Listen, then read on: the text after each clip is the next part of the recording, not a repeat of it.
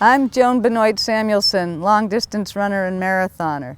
Today I'd like to talk to you about nutrition leading up to the marathon. I'm a proponent of the old adage, you are what you eat. As a marathoner and long-distance runner, I tend to eat what I crave. I eat a well-balanced diet, and I don't pay a lot of attention to every little thing that I ingest.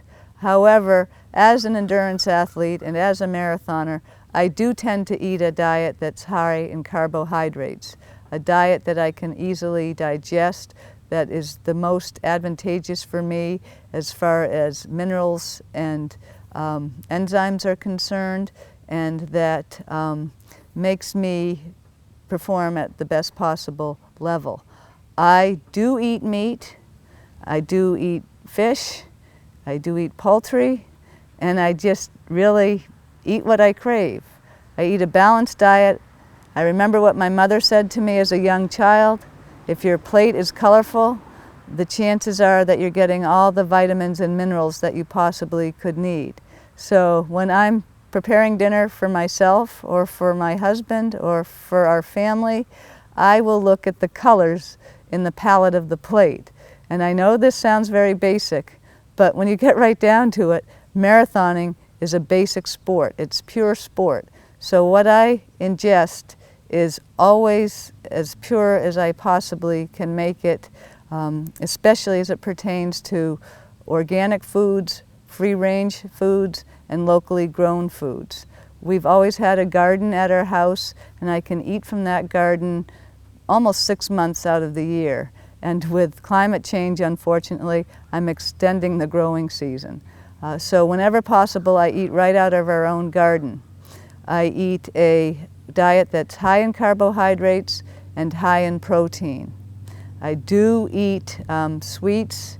As a matter of fact, I have a cookie recipe that really is the staple of my diet. It's an oatmeal chocolate chip cookie. It's been dissected many times by Nancy Clark, a registered nutritionist who thinks it's high in all of the minerals and vitamins that an athlete needs. It's very palatable. I can eat it when I'm going out the door for a run if I'm hungry. And anybody who comes into our house always reaches into the cookie jar, and more times than not, there are cookies in that cookie jar. And that's really what keeps me going. We need to find the foods that give us the energy to do what we need to do with our own personal training. And whatever those foods may be, eat them. You are what you eat, as I've said, and anything within reason is fair games. Marathoners tend to eat foods that are nutritious. Some marathoners I know eat a lot of junk food. Sometimes they get a lot of empty calories.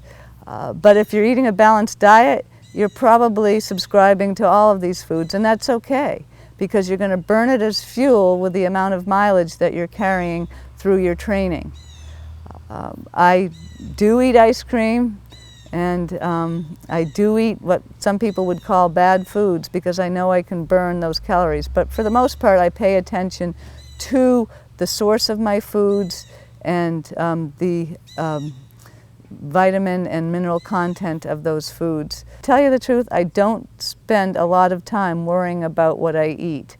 I just eat and I make sure it's balanced, and I think we sometimes get too hung up with our caloric intake when all that matters is that we're getting the percentage of protein and carbohydrates, fruits and vegetables, etc. that we need. Sometimes marathoners who are very busy in their work and personal lives don't have a lot of time to think about diet and nutrition. These athletes may want to think about supplements and use those supplements. I know there are times when I get concerned that my iron levels aren't what they should be, and I've taken supplements, but for the most part, I've been able to succeed as an athlete by eating a well-balanced diet that incorporates all the foods that we need to sustain our lives. Again, in summing up nutrition, I would say don't get too freaked out about what it is that you are eating.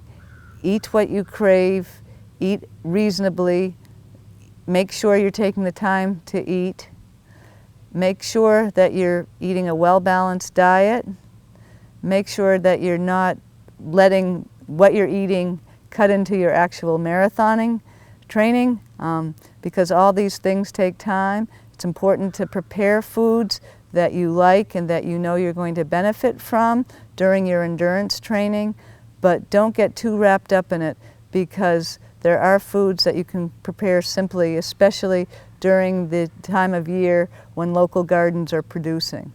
So, bon appetit, and this is Joan Benoit Samuelson. Thanks for listening.